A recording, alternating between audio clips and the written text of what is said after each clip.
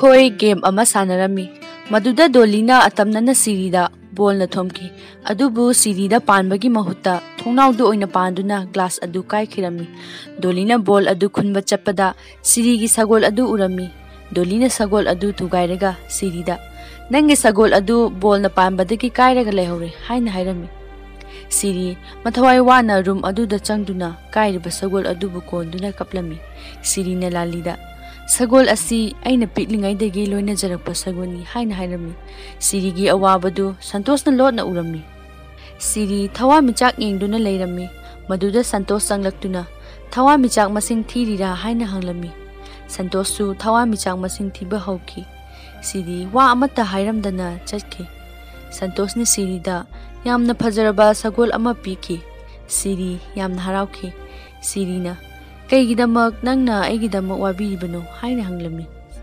ꯁꯟꯇꯣꯁꯅ "ꯅꯪꯒꯤ ꯃꯥꯏꯊꯣꯡꯅ ꯍꯔꯥꯎ ꯃꯊꯣꯏ ꯀꯥꯅ ꯂꯩꯕꯗꯣ ꯑꯩꯅ ꯌꯥꯝꯅ ꯄꯥꯝꯖꯩ" ꯍꯥꯏꯅ ꯍꯥꯏꯔꯝꯃꯤ꯫ ꯑꯁꯨꯝꯅ ꯁꯤꯔꯤ ꯑꯃꯗꯤ ꯁꯟꯇꯣꯁ ꯊꯃꯣꯏ ꯊꯃꯣꯏꯒꯤ ꯃꯔꯤ ꯂꯩꯅꯈꯤ꯫ ꯅꯔꯁꯤꯃꯥꯅ ꯁꯤꯕꯔꯥꯝ ꯀ꯭ꯔꯤꯁꯅꯒꯤ ꯃꯅꯥꯛꯇ ꯂꯥꯛꯇꯨꯅ "ꯊꯋꯥꯟꯃꯤꯆꯥꯛ ꯑꯅꯤꯒꯤ ꯃꯔꯛꯇ ꯊꯋꯥꯟꯃꯤꯆꯥꯛ ꯑꯃ ꯂꯩꯔꯦ" ꯍꯥꯏꯅ ꯍꯥꯏꯔꯝꯃꯤ꯫ ꯁꯤꯕꯔꯥꯝ ꯀ꯭ꯔꯤꯁꯅꯅ "ꯑꯃꯁꯤꯗꯤ ꯃꯇꯝ ꯈꯔ ꯂꯩꯔꯒ ꯆꯠꯈ꯭ꯔꯅꯤꯗ, ꯆꯠꯂꯣ ꯅꯪꯒꯤ ꯊꯕꯛꯇꯨ ꯇꯧꯔꯨꯔꯣ" ꯍꯥꯏꯅ ꯍꯥꯏꯔꯝꯃꯤ꯫ ꯒꯧꯔꯤꯁꯨ ꯊꯋꯥꯟꯃꯤꯆꯥꯛꯁꯤꯡ ꯑꯗꯨ ꯌꯦꯡꯗꯨꯅ ꯂꯩꯔꯝꯃꯤ꯫ ꯁꯤꯕꯔꯥꯝ ꯀ꯭ꯔꯤꯁꯅꯅ "ꯆꯠꯂꯣ ꯅꯊꯧ ꯇꯧꯔꯨꯔꯣ" ꯍꯥꯏꯅ ꯍꯥꯏꯔꯝꯃꯤ꯫ ꯁꯤꯔꯤ ꯂꯥꯂꯤꯒ ꯂꯩꯃꯤꯟꯅꯔꯤꯉꯩꯗ ꯁꯟꯇꯣꯁꯅ ꯁꯤꯔꯤꯕꯨ ꯀꯧꯈꯤ꯫ ꯁꯤꯔꯤ ꯍꯔꯥꯎ ꯍꯔꯥꯎꯅ ꯂꯥꯛꯈꯤ꯫ ꯁꯟꯇꯣꯁꯅ ꯁꯤꯔꯤꯗ ꯂꯚ ꯀꯤꯁ ꯑꯃ ꯇꯧꯒꯦ ꯍꯥꯏꯅ ꯍꯥꯏꯔꯝꯃꯤ꯫ ꯁꯟꯇꯣꯁꯇ ꯑꯗꯨ ꯇꯧꯗꯅꯕ ꯍꯥꯏꯅ ꯍꯥꯏꯈꯤ꯫ ꯁꯟꯇꯣꯁꯅ ꯑꯅꯝ ꯀꯟꯕꯗꯒꯤ ꯁꯤꯔꯤꯅ ꯈꯪꯍꯧꯗꯅ ꯈꯨꯕꯥꯛꯅ ꯊꯥꯈꯤ꯫ ꯁꯟꯇꯣꯁ ꯅꯨꯡꯉꯥꯏꯇꯕ ꯑꯃꯒ ꯂꯣꯏꯅꯅ ꯃꯃꯥꯗ ꯂꯥꯛꯇꯨꯅ "ꯑꯩꯒꯤ ꯄꯨꯟꯁꯤꯗ ꯏꯃꯥ ꯅꯪꯅ ꯑꯩꯕꯨ ꯐꯨꯈꯤꯕ꯭ꯔꯥ" ꯍꯥꯏꯅ ꯍꯪꯂꯝꯃꯤ꯫ ꯃꯃꯥꯗꯒꯤ ꯐꯨꯗꯦ ꯍꯥꯏꯕꯒꯤ ꯄꯥꯎꯈꯨꯝ ꯐꯪꯂꯕꯗ ꯁꯟꯇꯣꯁꯀꯤ ꯃꯄꯥꯗ ꯐꯣꯟ ꯇꯧꯗꯨꯅ ꯍꯪꯂꯝꯃꯤ꯫ ꯃꯄꯥꯅ ꯐꯨꯗꯦ ꯍꯥꯏꯕꯒꯤ ꯋꯥꯍꯩꯗꯨ ꯁꯤꯔꯤꯒꯤ ꯅꯥꯀꯣꯡꯗ ꯇꯥꯍꯜꯂꯝꯃꯤ꯫ ꯁꯟꯇꯣꯁꯅ ꯁꯤꯔꯤꯅ ꯍꯥꯞꯄ ꯆꯥꯛꯁꯨ ꯆꯥꯈꯤꯗꯦ꯫ ꯁꯤꯔꯤ ꯁꯟꯇꯣꯁꯀꯤ ꯃꯅꯥꯛꯇ ꯂꯥꯛꯇꯨꯅ ꯂꯥꯜꯂꯦ ꯍꯥꯏꯅ ꯍꯥꯏꯖꯔꯝꯃꯤ꯫ "ꯑꯩꯅ ꯈꯨꯕꯥꯛꯅ ꯊꯥꯒꯦ ꯍꯥꯏꯅ ꯊꯥꯈꯤꯕ ꯅꯠꯇꯦ, ꯁꯣꯏꯕꯗꯒꯤ ꯊꯥꯈꯤꯕꯅꯤ" ꯍꯥꯏꯅ ꯍꯥꯏꯔꯝꯃꯤ꯫ "ꯅꯪꯅ ꯄꯥꯝꯂꯕꯗꯤ ꯅꯪꯒꯤ ꯑꯅꯤꯡꯕ ꯑꯄꯥꯝꯕ ꯃꯈꯩ ꯇꯧ, ꯑꯩ ꯀꯔꯤꯁꯨ ꯍꯥꯏꯔꯣ" ꯍꯥꯏꯅ ꯃꯄꯤ ꯇꯥꯅ ꯁꯤꯔꯤꯅ ꯍꯥꯏꯈꯤ꯫ ꯁꯟꯇꯣꯁꯅ "ꯀꯩꯒꯤ ꯀꯞꯄꯤꯅꯣ" ꯍꯥꯏꯅ ꯍꯪꯈꯤ꯫ ꯁꯤꯔꯤꯅ "ꯅꯪꯕꯨ ꯑꯩꯅ ꯐꯨꯔꯨꯕꯒꯤꯅꯦ" ꯍꯥꯏꯅ ꯍꯥꯏꯈꯤ꯫ ꯁꯟꯇꯣꯁꯅ "ꯀꯞꯀꯅꯨ" ꯍꯥꯏꯈꯤ꯫ ꯁꯤꯔꯤꯅ "ꯅꯪꯗꯤ ꯀꯩꯒꯤ ꯀꯞꯂꯤꯕ" ꯍꯥꯏꯅ ꯍꯥꯏꯔꯝꯃꯤ꯫ ꯁꯟꯇꯣꯁꯅ "ꯅꯪꯒꯤ ꯄꯤꯔꯥꯡꯅ ꯑꯩꯒꯤ ꯄꯤ ꯇꯥꯅꯕ ꯃꯆꯥꯛ ꯑꯃ ꯑꯣꯏꯍꯜꯂꯤ" ꯍꯥꯏꯅ ꯍꯥꯏꯔꯝꯃꯤ꯫ ꯃꯕꯥꯅꯤ ꯑꯃꯅ ꯑꯃꯕꯨ "ꯂꯥꯜꯂꯦ ꯂꯥꯜꯂꯦ" ꯍꯥꯏꯅ ꯍꯥꯏꯅꯈꯤ꯫ ꯑꯃꯗꯤ ꯁꯟꯇꯣꯁꯅ ꯁꯤꯔꯤꯕꯨ ꯃꯊꯥꯅꯨꯡꯗ ꯆꯦꯠꯅ ꯀꯣꯟꯁꯤꯟꯈꯤ꯫ ꯇꯥꯟꯖꯥ ꯑꯗꯨꯗ ꯂꯥꯂꯤꯁꯨ ꯂꯥꯛꯂꯝꯃꯤ꯫ ꯂꯥꯂꯤꯅ ꯁꯟꯇꯣꯁꯇ "ꯁꯟꯇꯣꯁ ꯑꯩ ꯌꯥꯝ ꯍꯔꯥꯎꯏ" ꯍꯥꯏꯅ ꯍꯥꯏꯔꯝꯃꯤ꯫ ꯁꯟꯇꯣꯁꯅ "ꯑꯩꯁꯨ" ꯍꯥꯏꯕꯒ ꯂꯥꯂꯤꯅꯤ ꯈꯪꯂꯛꯄꯗꯒꯤ ꯁꯤꯔꯤ ꯂꯥꯂꯤꯒꯤ ꯃꯃꯥꯡꯗ ꯏꯀꯥꯏ ꯅꯨꯡꯁꯤ ꯌꯥꯅꯔꯝꯃꯤ꯫ ꯂꯥꯂꯤꯅ "ꯑꯩꯒꯤ ꯃꯊꯪꯗ ꯅꯣꯏ ꯑꯅꯤ ꯇꯥꯔꯦꯅꯦ" ꯍꯥꯏꯅ ꯂꯛꯅꯔꯝꯃꯤ꯫ ꯁꯤꯔꯤꯒꯤ ꯃꯕꯨꯡꯁꯨ ꯇ꯭ꯔꯦꯟ ꯇꯣꯡꯗꯨꯅ ꯂꯨꯍꯣꯡꯕ ꯌꯥꯎꯕ ꯂꯥꯛꯈꯤ꯫ ꯂꯨꯍꯣꯡꯕ ꯅꯨꯃꯤꯠ ꯑꯗꯨꯗ ꯖꯤꯄꯤ ꯑꯗꯨ ꯎꯪꯗꯨꯅ ꯂꯩꯔꯝꯃꯤ꯫ ꯔꯥꯎꯅ "ꯀꯔꯤꯒꯤꯗꯃꯛ ꯎꯪꯗꯨꯅ ꯂꯩꯔꯤꯕꯅꯣ" ꯍꯥꯏꯅ ꯍꯪꯕꯗ ꯖꯤꯄꯤꯅ "ꯂꯨꯍꯣꯡꯕ ꯂꯣꯏꯔꯒ ꯃꯌꯥꯝꯗꯤ ꯂꯣꯏꯅ ꯍꯟꯅꯈ꯭ꯔꯅꯤ, ꯏꯆꯥꯅꯨꯄꯤꯒꯤ ꯋꯥꯔꯤꯗꯤ ꯑꯃꯠꯇ ꯈꯟꯅꯕꯤꯗꯦ" ꯍꯥꯏꯅ ꯍꯥꯏꯔꯝꯃꯤ꯫ ꯃꯗꯨꯗ ꯔꯥꯎꯅ ꯃꯥꯒꯤ ꯃꯆꯟꯅꯨꯄꯤ ꯑꯗꯨ ꯀꯧꯁꯤꯟꯗꯨꯅ "ꯉꯔꯥꯡ ꯑꯩꯈꯣꯏꯅ ꯈꯟꯅꯈꯤꯕ ꯗꯣꯂꯤ ꯑꯃꯗꯤ ꯁꯟꯇꯣꯁꯀꯤ ꯋꯥꯐꯝ ꯑꯗꯨ ꯀꯝꯗꯧꯔꯦ" ꯍꯥꯏꯅ ꯍꯪꯂꯝꯃꯤ꯫ ꯁꯟꯇꯣꯁꯀꯤ ꯃꯃꯥꯅ "ꯃꯗꯨꯗꯤ ꯑꯩꯈꯣꯏꯅ ꯌꯥꯖꯔꯦ" ꯍꯥꯏꯅ ꯍꯥꯏꯔꯝꯃꯤ꯫ ꯗꯣꯂꯤꯁꯨ ꯌꯥꯝꯅ ꯍꯔꯥꯎꯈꯤ꯫ ꯗꯣꯂꯤ ꯑꯃꯗꯤ ꯁꯟꯇꯣꯁ ꯄꯨꯟꯅ ꯂꯩꯔꯤꯉꯩꯗ ꯕꯟꯇꯥ ꯂꯥꯛꯂꯝꯃꯤ꯫ ꯇꯥꯟꯖꯥ ꯑꯗꯨꯗ ꯕꯟꯇꯥꯗ ꯅꯨꯄꯥ ꯑꯃꯅ "ꯄꯨꯡ ꯀꯌꯥ ꯇꯥꯔꯦ" ꯍꯥꯏꯅ ꯍꯪꯂꯝꯃꯤ꯫ ꯕꯟꯇꯥꯅ ꯄꯨꯡ ꯌꯦꯡꯕ ꯁꯥꯔꯒ ꯗꯣꯂꯤꯗ ꯖꯨꯁ ꯃꯍꯤ ꯑꯗꯨ ꯍꯩꯖꯤꯜꯂꯝꯃꯤ꯫ ꯗꯣꯂꯤꯅ ꯁꯥꯎꯕꯒ ꯂꯣꯏꯅꯅ ꯈꯨꯕꯥꯛꯅ ꯊꯥꯔꯝꯂꯒ ꯆꯠꯈꯤꯔꯝꯃꯤ꯫ ꯁꯟꯇꯣꯁꯅ "ꯀꯩꯒꯤ ꯑꯗꯨꯃꯥꯏꯅ ꯗꯣꯂꯤꯗ ꯇꯧꯔꯤꯕꯅꯣ" ꯍꯥꯏꯅ ꯍꯪꯕꯗ ꯕꯟꯇꯥꯅ "ꯍꯌꯦꯡꯗꯒꯤꯗꯤ ꯑꯩꯈꯣꯏ ꯂꯣꯏꯅ ꯀꯥꯏꯅꯔꯅꯤ, ꯃꯗꯨꯒꯤ ꯁꯨꯝ ꯂꯛꯅꯕꯅꯤꯗ" ꯍꯥꯏꯅ ꯍꯥꯏꯔꯝꯃꯤ꯫ ꯁꯟꯇꯣꯁ ꯃꯕꯨꯛꯅꯤꯡ ꯅꯨꯡꯁꯤꯕ ꯍꯧꯈꯤ꯫ ꯁꯟꯇꯣꯁ ꯁꯤꯔꯤꯕꯨ ꯊꯤꯔꯛꯈꯤ꯫ ꯁꯤꯔꯤꯅ ꯁꯟꯇꯣꯁ ꯎꯔꯕꯗ "ꯀꯩꯒꯤ ꯍꯨꯃꯥꯡ ꯃꯔꯤ ꯀꯥꯔꯤꯕꯅꯣ" ꯍꯥꯏꯅ ꯃꯥꯒꯤ ꯍꯨꯃꯥꯡ ꯑꯗꯨ ꯇꯩꯊꯣꯛꯀꯦ ꯇꯧꯕꯗ ꯁꯟꯇꯣꯁꯅ "ꯍꯌꯦꯡ ꯑꯩ ꯂꯟꯗꯟ ꯆꯠꯂꯅꯤ" ꯍꯥꯏꯅ ꯍꯥꯏꯔꯝꯃꯤ꯫ ꯁꯟꯇꯣꯁꯅ "ꯃꯤꯄꯨꯝ ꯈꯨꯗꯤꯡꯃꯛꯅ ꯈꯜꯂꯤ ꯃꯄꯥꯟ ꯂꯝꯗꯒꯤ ꯂꯥꯛꯄ ꯅꯨꯄꯥꯅ ꯅꯨꯄꯤꯕꯨ ꯁꯥꯟꯅꯄꯣꯠꯀꯨꯝꯅ ꯁꯥꯟꯅꯔꯕ ꯃꯇꯨꯡꯗ ꯍꯨꯟꯗꯣꯛꯂꯝꯂꯒ ꯆꯠꯈꯤꯅꯤ ꯍꯥꯏꯅ꯫ ꯑꯩꯗꯤ ꯑꯗꯨꯒꯨꯝꯕ ꯃꯤ ꯅꯠꯇꯦ, ꯑꯩꯅ ꯍꯥꯏꯔꯤꯕꯁꯤꯡꯁꯤ ꯑꯆꯨꯝꯕꯅꯤ" ꯍꯥꯏꯅ ꯍꯥꯏꯔꯝꯃꯤ꯫ ꯁꯤꯔꯤ ꯁꯟꯇꯣꯁꯀꯤ ꯋꯥ ꯑꯗꯨ ꯇꯥꯕꯗ ꯁꯟꯇꯣꯁꯇ ꯆꯦꯠꯅ ꯀꯣꯟꯁꯤꯟꯈꯤ꯫ ꯃꯕꯥꯅꯤꯅ ꯑꯗꯨꯝꯅ ꯇꯧꯕꯗꯨ ꯗꯣꯂꯤꯅ ꯎꯔꯗꯨꯅ ꯁꯥꯎꯕꯒ ꯂꯣꯏꯅꯅ ꯃꯤꯡꯁꯦꯜ ꯊꯨꯒꯥꯏꯗꯨꯅ "ꯑꯩ ꯁꯟꯇꯣꯁ ꯅꯨꯡꯁꯤ" ꯍꯥꯏꯅ ꯍꯥꯏꯔꯝꯃꯤ꯫ ꯇꯥꯟꯖꯥ ꯑꯗꯨꯗ ꯁꯟꯇꯣꯁꯀꯤ ꯃꯃꯥꯗꯨ ꯂꯥꯛꯂꯒ ꯃꯕꯨꯡꯗ "ꯑꯩꯈꯣꯏ ꯀꯔꯤ ꯇꯧꯁꯤꯒꯦ" haina hangrammi. GPna Sirina ina khumba nupabu magi oinabagi langthakli. Masida aikoina chekshin haudrabadi Santos ki punsi mangani haina hairami. Santos ki mamana Santos pu thiraki. Santos amadi Siri harauna leiringaida mamana Santos pu kaurga nang sana saphamda chatlaga nyamna tangba khuji leiruso haina hairami. Tasengmadi makoina tawudabasing adu Santosna udanaba haina thadokhibani. Sirigi manakta mama adu lakhi. Sirina tung hanna yenglubada mama adu lepaga leirami. Sirina anti cha thakira haina hanglami. Mamana haina hairami. Sirina cha hairingaida mama aduna Nangi chahi kya sure haina hanglami. Sirina chahi kun sure haina khumlami. Mamana nangi yumda kana kana lay haina hangbada Sirina ibunga aiga khaktani haina khumlami. Mamana nabung de kari thabak tawi haina hanglami. Sirina lauba misakne sangomsu yole haina khumlami. Mama duna nangna sida lakpasi nabung ge ayaba yawraga lakpra haina hairami. Maduda Sirina aigi ibungi ayaba yaudana ai kari mata taude haina hairami. Santos ki mama aduna aigi isase nangna phana bohonabada nangi nabungdagi ayaba laubra haina hairami. Madugi wa adu tapada Siri ketal adu thadaki. GP yaroktuna thina ngangbirami. Nupi amana lalida nangi namanabi adu ngangbi hore haina tamki. Rauna aidi nangse yamna chamba malubani nangi lamchatti khangdana lali laktuna. Santosna Siri bu nushibane. Siri na lang thakpa nate haina hairami. Santos ki mamana nang ikaiba nangdringaida nayumda chatkro haina hairami. GP nasu chalo atopa ama thiruro hairami. Asumna Siri adu yamna thamoi sokna kapna chenthorokpada magi mabung adusu lakpa tanja oirami. Mabungna ai udabada nang leiba ngamloi haidro kaigi kapino angang macha dauna se to se haina hairami. Mabung aduna conditions adu khangdabadagi sari ama lalida pirami. Sibaram Krishnana laligi mapada pancha ama pirami. Maduda GPna khopakna naithatki. Maduda mabungna Sirida kaidaurage taurishibo haina hairami. Maduda GPna mabung shisu masalga chap hek manai haina hairami. Rauna aikhoi noibu lohongba yaunaba kaubani nupada lang thaknaba kauba nate haina hairami. Duda Sirigi mabungna sauraduna nang wa adu anirsuna haiganu haireklabadi nang mu hatkani haina hairami. GPna su makha tarai nangi nasalse phuraga pukho haina. Maduda mabungna khut thage tawbada Sirina khamki. Santos ki mamana lau uduna leiba nangdi aikhoige minai phau oibab aikhoina pamde haina haiki. Chatkro haina su talami. Mabungna sauningba kayabu phatharaga machalda chatlasi haina hairami. Lalina Sirigi mabungda aibu ngakpiyu haina hairami. Sibaram Krishnana aidi aigi ichalmakki lohongbani haina khalli. Maduna ai disturb tawba pamde. Ai nolukna hankhige haibaga loinana tung hanna hairami. Noi nongmadi aina chap chaba para ama tambigani haina. Asumna machalga mabunga hanki. Makoina lakpada Santos adu lambi da chatkibadu Sirina di uki. Adubu Santos na di ukide. Lali mayum tharuktuna chatpagi matam oirami. Mana chatringaida Santos ta hairami. Sirina magi thamoi yauraga chatkibinate. Magi thamoi di magi room da lehauri haina hairami. Madugi wa adu hek tabaga Santos Sirina leiramba room adu da lakhi. Santos na Sirigi sagon adu thengnaki. Santos na Sirigi sagon adu gi matangda haikiba wahai sing adu ningsinglaga sagon adu bu chupikhi. Tanja adu da Santos ki mama laktuna hayeng aikhoi London na chatlani haina hairami. Airport ta Dolina Santos ta Siridi apai balaichil gumbani lairamnaga chatkiba adubu aidi punsigi oina lahewudaba mini haina haiki. Santos na nangdi chahi lising tara ngaiba ngamloi adubu Siridi ngamni aduna nangdi apai balaichilni Siridi nate hayamnaga Santos adu chatki. GPna machanupi bu themlami. Santos ki mamaga wa loinare Santos ki wa taruranu haina. Somdana Siri yamna wana lelammi. Gaurina nangi nabungna pau tambadagi ai khange nangna warbadi nangi nabung shuwai haibasi kaunu aduna haukraba thaudoksing adu kauthoklo haina hairami. Sirina ai kauba ngamde aina Santos pu yamna nushi asumna haibadu station master aduna shu tarami. Santos ki mamana London yaropada Santos adu yaroktre haiba khanglami. Santosh Sirigi khungang aduda laklammi. Sirigi mamagi ningsing thauram pangthoklingaida Santosh adu lakhirami. Siri yamna ngakhi. Puja adu loirakpada Santoshna mabungda Siribu thamoi sengna nungsi haina hairami. Maduda Sirigi mabungna Santosh adu phuraga tanthoki. Station master aduna nangna mi da phuri badu kaigino haina hanglami. Sirigi mabungna aigi imada ipana tawkibado ai ningsingli. Aigi imagi punsigumna ichelgi punsidadi tahaningde. Ai paisa paiba mi pamde. Moidi yam thuna pukchel hongbani hairingaida Santosh adu amuk changlaki. Maduda Sirigi mabung adu mai hauna sauki. Station master aduna magi bag lawba lakchabo oranganida haina hairami. Santoshna ai bag lawba lakpa nate. Siribu nungsibagi damak lakpani haina hairami. Maduda Sirigi mabungna thang paiduna yange tawbada Santoshna khuda kunduna ibanibu kaina hanbiganu. Aina Siri nungsibana nangna Siribu nungsibadagi heli. Ai ima ipabu hundoklamlaga Sirigi damak lakpani.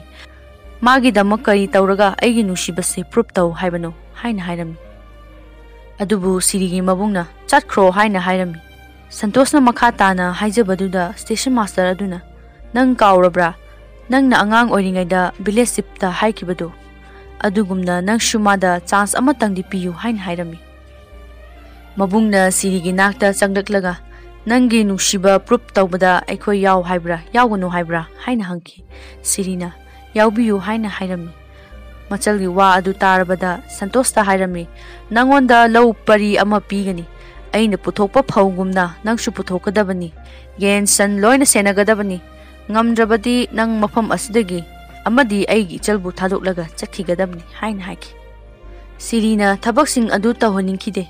Adubu Sirigi nungsibana ngawrba Santoshna thabak khudingmak ngamgani haina haiki. Station master aduna nang ngamoi computer gi thabak ka khenabani haina hairami. Adubu Santoshna nungsibagi damak ngamdaba karisu leite haibado takke khanna yaki. Santosh Siri masumlangi damak sangonda tumki. Santhi sayung kaya sengki haita thabak kaya wana tawki. Santosh khungangi morok saba yensak charami. Maduda morok samanbadagi khangba ngamlamde. Adubu Siri ubada mahak morok sadaba saduna khangki. Narashima sungakki. Mahak mafam amada laktuna morok saba khangki. Adubu Siri laktuna Sirigi nungsibabu Santoshta phungdoklamki. Matam khara leiraga Santosh method kaya sijinaduna thabak suba haire. Nongmasu mana morok saba yensang adu wana charingaida Siri magi manakta charami.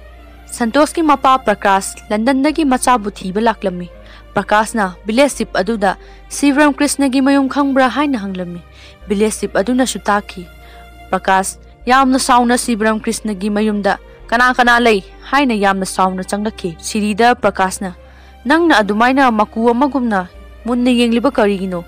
Nangna khoisak thaduna phage tawriba mido adugi mapani. Nangi nabung kau haina hairami. Tanja aduda Sirigi mabung adusu laklami. Prakashna nangla Sivram Krishna haibase ai kanano khangnabra. Aise London da laiba millionaire amani. Raunasu mafam asida police puraktuna thabak kaya tawba ngamba mini Santoshki mapani haina hairami. Sivram Krishna na nangi nasado puduna chakho haina i. Jipina aduga karigi asuk kuina mafam asida thamliba haina. Sirigi mabungna wa ngangbada chekshilu numittuda ai kha chiklaga khangkibani. Adubu Sidi aigi yumni wa ngangbada chekshindradi nathawai mangani haina hairami. Prakashna nangi se ai hatke haibra hatlo haina hainaringaida Santosh adu mapada dad haina kauroklami. Mapana nangna tawrishi kaino hairami. Rauna nangi dad na nangbu lawba laklibani haina haiki. Jipina nangi na tawse ai kapningai. Prakashna yare ai Santosh ka wari amata sanagi noi disturb tawkano haina hairami. Santosh amadi Prakash satna wari sarami. Mapana haiki. Santosh nangna nupi amagidamak nangi punsibu mangbadi ai pamde. Nangga aiga best friend amagumna loinarakpani. Maduna nangna aibu best friend ama oina khalabadi London chatnaba tawsi. Santoshna best friend di magi marupki mating pangnabani. Maduda mapa adu wa makha taba ngamkide. Prakashna Santoshna thabak tawbudu yengna hairami. Nangna kaigumba maithirabadi kamdawba haina hairami.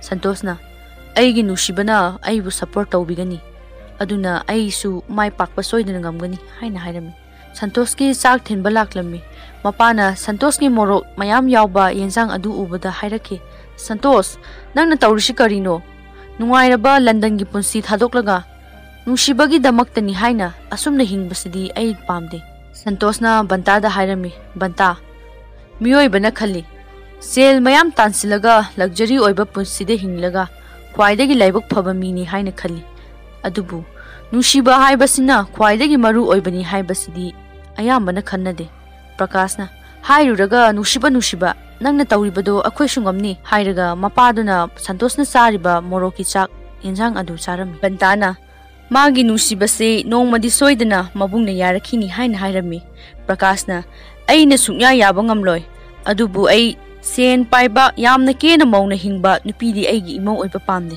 ꯍꯥꯏꯅ ꯍꯥꯏꯈꯤ ꯇꯟꯖꯥ ꯑꯗꯨꯗ station master ꯑꯗꯨꯅ ꯍꯥꯏꯔꯛꯏ ꯑꯩ ꯅꯪꯒꯨꯝꯅ ꯁꯦꯟ ꯄꯥꯏꯕ ꯃꯤꯁꯨ ꯅꯠꯇꯦ ꯑꯄꯤꯛꯄ ꯔꯦꯜꯋꯦ ꯁ꯭ꯇꯦꯁꯟ ꯑꯃꯗ ꯁ꯭ꯇꯦꯁꯟ ꯃꯥꯁꯇꯔ ꯑꯣꯏꯅ ꯂꯩꯖꯕꯅꯤ ꯅꯪꯅ ꯅꯪꯒꯤ ꯅꯆꯥꯒꯤ ꯅꯨꯡꯁꯤꯕꯅ ꯋꯥꯔꯤ ꯁꯤꯔꯤꯁꯨ ꯅꯪꯒꯤ ꯅꯆꯥꯅ ꯆꯥꯕ ꯆꯤꯟꯖꯥꯛꯀꯨꯝꯅ ꯆꯥꯔꯤ ꯒꯧꯔꯤꯅ ꯑꯃꯨꯛ ꯍꯥꯏꯔꯛꯏ ꯁꯟꯇꯣꯁꯅ ꯂꯩꯕꯥꯛꯇ ꯇꯨꯝꯕꯒꯨꯝꯅ ꯁꯤꯔꯤꯁꯨ ꯂꯩꯕꯥꯛꯇ ꯊꯥꯗꯨꯅ ꯇꯨꯝꯃꯤ ꯍꯥꯏꯅ ꯍꯥꯏꯈꯤ ꯁ꯭ꯇꯦꯁꯟ ꯃꯥꯁꯇꯔ ꯑꯗꯨꯅ ꯅꯪꯅꯗꯤ ꯊꯥꯖꯔꯝꯗꯕ ꯌꯥꯏ ꯍꯧꯖꯤꯛꯁꯨ ꯁꯤꯔꯤ ꯇꯦꯝꯄꯜꯗ ꯁꯟꯇꯣꯁꯅ ꯃꯥꯏ ꯄꯥꯛꯅꯕꯅꯤ ꯍꯥꯏꯗꯨꯅ ꯂꯥꯏ ꯈꯨꯔꯨꯝꯍꯧꯗꯨꯅ ꯂꯩꯍꯧꯔꯤ ꯄ꯭ꯔꯀꯥꯁ ꯌꯥꯝꯅ ꯄꯨꯛꯅꯤꯡ ꯅꯨꯡꯁꯤꯕ ꯐꯥꯎꯔꯝꯃꯤ ꯄ꯭ꯔꯀꯥꯁ ꯇꯦꯝꯄꯜꯗ ꯂꯥꯛꯇꯨꯅ ꯁꯤꯔꯤꯗ ꯍꯥꯏꯔꯝꯃꯤ ꯑꯩꯅ ꯁꯟꯇꯣꯁꯄꯨ ꯌꯥꯝꯅ ꯂꯨꯅ ꯆꯥꯟꯅ ꯌꯣꯛꯂꯛꯏ ꯃꯥꯒꯤ ꯃꯅꯝ ꯅꯝꯊꯤꯔꯕ ꯂꯩꯈꯣꯝ ꯂꯩꯅꯥꯡꯅ ꯑꯩꯕꯨ ꯁꯥꯎꯍꯟꯈꯤ ꯑꯗꯨꯕꯨ ꯉꯁꯤꯗꯤ ꯈꯪꯂꯛꯂꯤ ꯃꯗꯨꯗꯤ ꯑꯩꯅ ꯉꯁꯤ ꯂꯦꯞꯂꯤꯕ ꯑꯁꯤ ꯏꯃꯥ ꯂꯩꯕꯥꯛꯅꯤ ꯍꯥꯏꯕ ꯅꯪꯒꯤ ꯅꯨꯡꯁꯤꯕꯅ ꯑꯩꯈꯣꯏꯗ ꯇꯝꯕꯤꯔꯦ ꯃꯃꯥ ꯂꯩꯕꯥꯛꯀꯤ ꯚꯦꯂꯨ ꯑꯗꯨ ꯑꯁꯨꯝꯅ ꯃꯄꯥꯅ ꯁꯤꯔꯤꯕꯨ ꯌꯥꯈꯤꯔꯝꯃꯤ ꯄ꯭ꯔꯀꯥꯁ ꯃꯌꯨꯝꯗ ꯆꯠꯅꯕ ꯍꯣꯠꯅꯔꯝꯃꯤ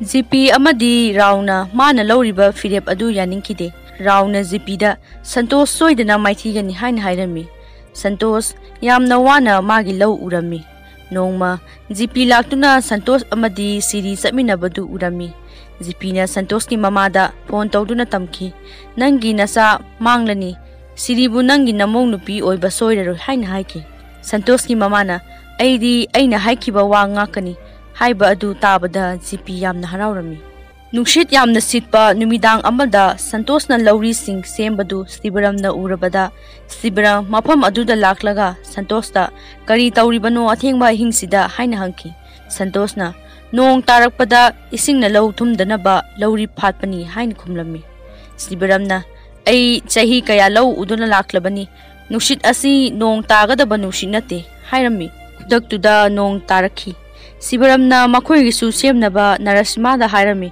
ꯑꯗꯨꯕꯨ ꯁꯟꯇꯣꯁꯅ ꯅꯣꯏꯒꯤꯁꯨ ꯑꯩꯅ ꯁꯦꯝꯈ꯭ꯔꯕꯅꯤ ꯍꯥꯏꯅ ꯍꯥꯏꯔꯝꯃꯤ ꯁꯤꯕꯔꯝ ꯑꯉꯛꯄ ꯐꯥꯎꯔꯝꯃꯤ ꯁꯤꯕꯔꯝ ꯃꯃꯥꯒꯤ ꯐꯨꯔꯥꯗ ꯉꯥꯊꯗꯨꯅ ꯇꯨꯝꯂꯝꯃꯤ ꯁ꯭ꯇꯦꯁꯟ ꯃꯥꯁꯇꯔ ꯂꯥꯛꯇꯨꯅ ꯅꯪꯒꯤ ꯅꯁꯜꯗꯣ ꯐꯥꯔꯁꯠ ꯗꯤꯚꯤꯖꯟꯗ ꯐꯥꯎꯔꯦ ꯍꯥꯏꯅ ꯍꯥꯏꯔꯝꯃꯤ ꯁꯤꯕꯔꯝ ꯌꯥꯝꯅ ꯍꯔꯥꯎꯔꯝꯃꯤ ꯁꯤꯕꯔꯝꯅ ꯃꯆꯜꯗ ꯑꯦꯛꯖꯥꯝ ꯐꯥꯎꯕꯒꯤ ꯀꯔꯤ ꯄꯥꯝꯃꯤ ꯍꯥꯏꯅ ꯍꯥꯏꯔꯝꯃꯤ ꯁꯤꯔꯤꯅ ꯆꯥꯛꯂꯦꯟ ꯑꯃ ꯁꯤꯟꯕꯤꯌꯨ ꯍꯥꯏꯅ ꯍꯥꯏꯔꯝꯃꯤ ꯃꯕꯨꯡꯅ ꯈꯨꯡꯒꯪ ꯑꯁꯤꯗ ꯂꯩꯕ ꯃꯤꯑꯣꯏ ꯂꯣꯏꯅ ꯀꯧꯔꯒ ꯄꯤꯖꯒꯅꯤ ꯍꯥꯏꯅ ꯍꯥꯏꯈꯤ ꯁꯤꯔꯤꯅ ꯌꯥꯝꯅ ꯀꯤꯅ ꯁꯟꯇꯣꯁꯁꯨ ꯌꯥꯎꯍꯟꯁꯤ ꯍꯥꯏꯅ ꯍꯥꯏꯈꯤ ꯁꯤꯕꯔꯝꯅ ꯃꯥꯁꯨ ꯌꯥꯎꯍꯜꯂꯨ ꯍꯥꯏꯅ ꯍꯥꯏꯈꯤ ꯁ꯭ꯇꯦꯁꯟ ꯃꯥꯁꯇꯔ ꯑꯗꯨꯅ ꯁꯤꯔꯤꯗ ꯅꯪꯒꯤ ꯅꯕꯨꯡꯁꯦ ꯁꯟꯇꯣꯁꯄꯨ ꯌꯥꯕ ꯍꯧꯔꯦ ꯍꯥꯏꯅ ꯍꯥꯏꯔꯝꯃꯤ ꯁꯟꯇꯣꯁ ꯆꯥꯛꯂꯦꯟ ꯑꯗꯨ ꯌꯥꯎꯔꯝꯃꯤ ꯁꯟꯇꯣꯁ ꯑꯍꯥꯎꯕ ꯆꯥꯛ ꯆꯥꯕ ꯐꯪꯂꯛꯇꯕ ꯀꯨꯏꯔꯕꯅ ꯃꯔꯝ ꯑꯣꯏꯕꯅ ꯌꯥꯝꯅ ꯍꯥꯎꯅ ꯆꯥꯔꯝꯃꯤ ꯁꯟꯇꯣꯁ ꯈꯪꯍꯧꯗꯅ ꯍꯥꯔꯛꯈꯤ ꯃꯗꯨꯗ ꯁꯤꯔꯤꯅ ꯏꯁꯤꯡ ꯄꯤꯊꯛꯈꯤ ꯁꯟꯇꯣꯁꯅ ꯑꯃꯨꯛꯁꯨ ꯏꯁꯤꯡ ꯍꯩꯔꯛꯎ ꯍꯥꯏꯈꯤ ꯁꯤꯔꯤꯅ ꯏꯁꯤꯡ ꯍꯩꯅ ꯍꯩꯅ ꯁꯟꯇꯣꯁꯅ ꯍꯥꯏꯈꯤ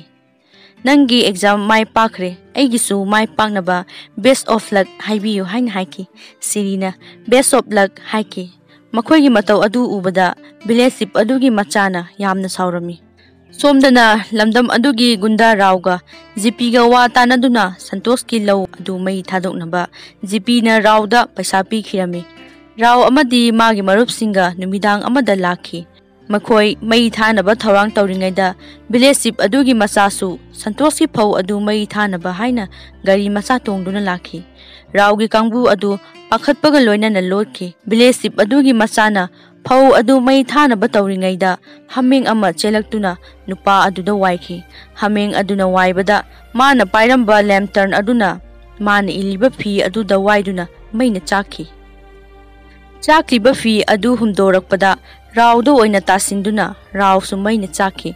Rao na mathawai hingnaba haina chelakpada sangonda mai aduna wairami. Santosna tumba hogolakpada sangonda mai chakpadu urami.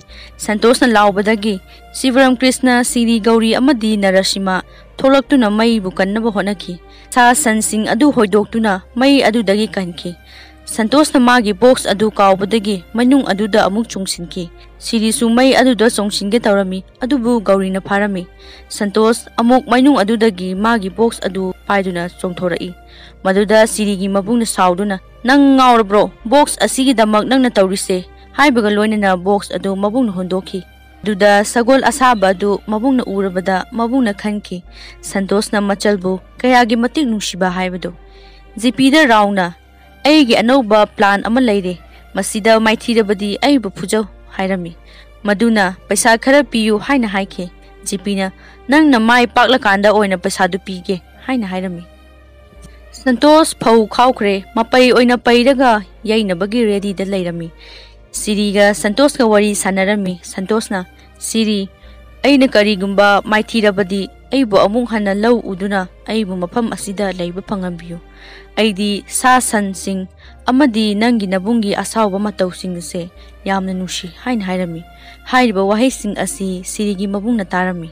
Rao numidang amada Santos ki phau pairiba mafam aduda laktuna Sirigi mabungi mapai aduda hapsinki. Adumna tawringaida Narasimha mikap tholaktuna number 1 tawba tholaki. Rao sumana udanabani haina habung amada lotki. Narasimha na Rao gi mamaida mapan thoksinki. Rao su yamna saukirami. Phau onbagi matam haibadu laki. Kunja mayam su phau onba adu yengnaba laki. Siri su isorba khurumjarami. Siri gi mabungna temple da lai khurumlingaida station master laktuna karigi nangna phau onba yaudabida sida oina lairibano haina haiki. Mana makhatana nangna mangondagi ngamkhibagi di khangdre adubu nangi thamoibudi mana ngamkhre. Siri gi mabungna Mana soidana ngamgani. Kariguma mana maithirabadi aigi imana aibu ngakpiba ngamloi. Aigi ichalgi sanapotki damak magi mathawai pamubu leitaba mini madi. Ngasi ayuk anganbada aina phau adu check tawbada magi phau adu yamna chingningai oiba maungda leiramki. Maduda aina oina magi phauda aigi phausing adu hapchinbiramlabani haina haiki. Somdana Santosna ngambagi yamna haraurami. Jipina Raobusu phurami. Maduda village sip laktuna haujikti aigi pautak amuk taro. Police na su karimata tawba ngamlaroi haina harami. Somdana Sirigi mabungna yubi thugaibada yubi adu apumba yubi oirami. Mabung yamna chingnaba phaurami. Santosna harau harauna Siribu kauduna lakpada Rao gi kangbuna Santos furamlaga Siribu gari manungda pharaga puduna chatki. Narasimha na su kange tawbada Narasimha bu su phubirami. Santosna asamba lambida chatlingaida Sirigi mabung adu gari macha thauduna laklami. Siribu machin mensinduna mabungbu kauba ngamhankide. Aduga Santos ka mabunga thainaba adu amana amabu unaramde. Sirigi mabungna mayumda lakpada Narasimha na kauraki amadi pau tamlami. Somdana Siribu namdana bilesip adugi macha aduga luhongnaba hotnarami. Macha nupa aduna makhoigi chatnabigi matung ina lik adu sige tawbada Gauri na khamlaga Sirigi mabung lakle haisinaduna makhoi chenki. Siri amadi Gauri mafam amada lotlami. Gauri na Siribu mathak thangba sarukta lotlalami. Maduda magi sari adu nupa amana uge tawbada Gauri na ngondo oina nupa sing aduna tana halaktuna Siribu kanki. Rauda Gauri na tin na sisinki. Maduda Rao na Gauri bu thang na tinge tawbada Santos na ngakthokduna Rao bu phuki. Somdana village sipki macha nupa na lik adu Sirida sige tawbada mabung na nupa adu phukirami. Asumna makhoi akanba mawongda khut thoknaringaida amuksu village sip adugi macha nupa aduna Siribu nampuda lik adu sige tawbada Sirina mabung bu kauki. Maduda mabungna Trishu ama paiduna chelaklaga nupa aduda thinge tawbada Santos na nupa adugi mangakta thang na oina yanki. Maduda mabung aduna khanki. Sirigi damak Santos na ngamdaba karishu leite haina. Asumna mabung na mihatpagi mingthol lauraga Siri amadi Santos ki nungshiba adu mapung pahalami. Hairiba thaudoksing asi jailer aduda Sirigi mabung na tamlami. Jailer adu wari sing adu taruraga yamna ngaklami. Sibram ꯖꯦꯜꯗꯒꯤ ꯊꯣꯛꯂꯛꯄ ꯅꯨꯃꯤꯠ ꯑꯗꯨꯗ ꯁꯟꯇꯣꯁ ꯑꯃꯗꯤ ꯁꯤꯔꯤ ꯂꯦꯞꯇꯨꯅ ꯂꯩꯔꯝꯃꯤ꯫ Station master ꯑꯗꯨꯅ ꯃꯕꯥꯅꯤꯅ ꯅꯪꯒꯤ ꯊꯧꯖꯥꯜ ꯐꯪꯖꯔꯒ ꯂꯨꯍꯣꯡꯅꯕꯅꯤ ꯍꯥꯏꯅ ꯉꯁꯤ ꯐꯥꯎꯕ ꯂꯨꯍꯣꯡꯗꯅ ꯉꯥꯏꯔꯤ ꯍꯥꯏꯅ ꯍꯥꯏꯔꯝꯃꯤ꯫ ꯑꯁꯨꯝꯅ ꯐꯤꯂꯝ ꯑꯁꯤ ꯂꯣꯏꯁꯤꯜꯂꯤ꯫ ꯃꯌꯥꯝꯕꯨ ꯂꯣꯏꯕ ꯐꯥꯎꯕ ꯌꯦꯡꯕꯤꯕꯒꯤꯗꯃꯛ ꯊꯥꯒꯠꯆꯔꯤ꯫